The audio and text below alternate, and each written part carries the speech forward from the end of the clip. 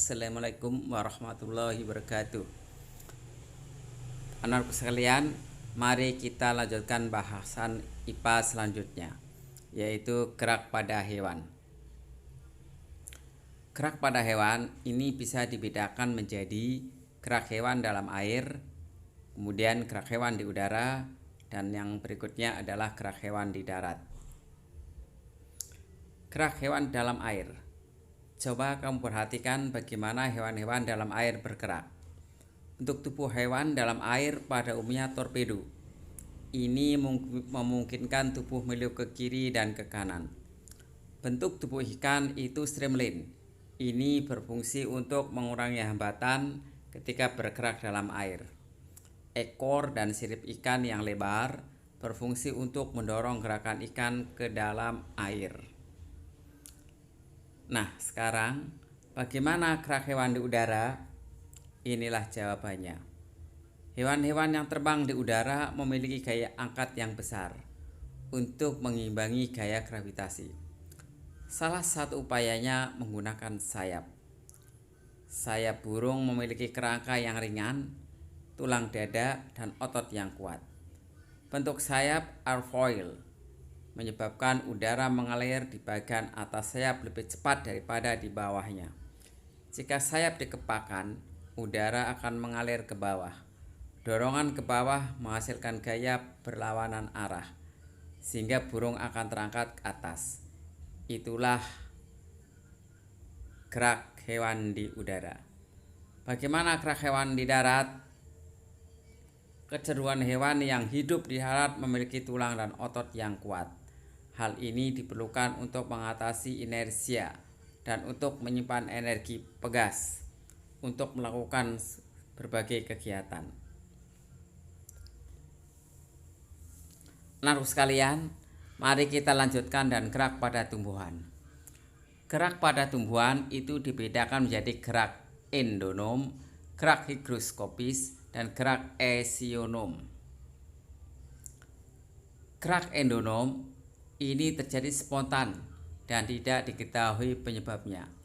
Tidak memerlukan rangsang dari luar. Rangsangan diduga dari dalam tubuh tumbuhan itu sendiri. Contoh, gerak pertumbuhan daun dan gerak rotasi sitoplasma pada sel-sel daun hidrilla. Gerak higroskopis ini ada hubungannya dengan air. Gerak ini karena perubahan kadar air dalam sel sehingga terjadi pengerutan yang tidak merata. Contoh, membukanya buah polong-polongan. Misalnya asam, petai, petai Cina.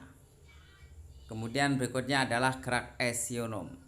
Gerak ini disebabkan karena adanya rangsang dari luar.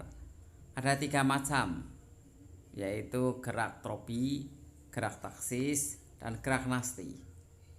Gerak tropi itu adalah gerak pertumbuhan yang arahnya dipengaruhi dan oleh datangnya rangsang. Jika mendekati rangsang disebut tropi positif, dan jika menjauhi disebut tropi negatif. Berdasarkan rangsangan, gerak tropi dibedakan menjadi geotropi. Ini berarti rangsangannya gaya gravitasi. Hidrotropi ini berarti rangsangannya air. Tigmotropi ini sentuhan.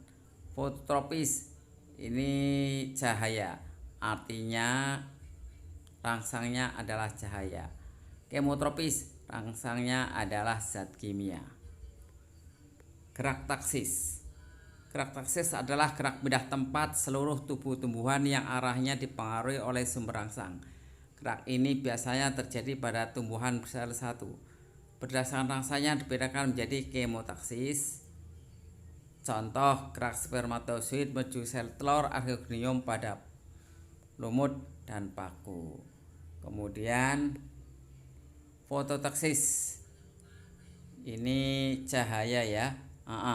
Berarti ini contohnya gerak proplas ke tempat yang banyak sumber cahayanya.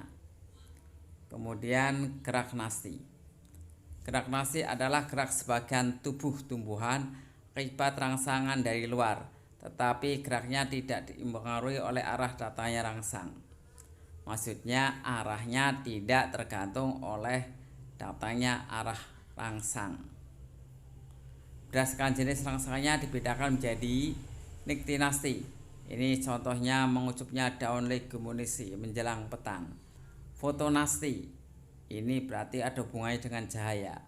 Contoh mekarnya bunga pukul 4. Seismonasti atau sentuhan. Contohnya membuka dan menurutnya daun putri malu. Kemudian termonasti. Ini contohnya mekarnya bunga tulip pada musim semi. Gerak nasi kompleks. Contoh muka dan nutupnya stomata. Alhamdulillah, bahasan kita selesai. Tunggu bahasan berikutnya. Terima kasih, sampai jumpa.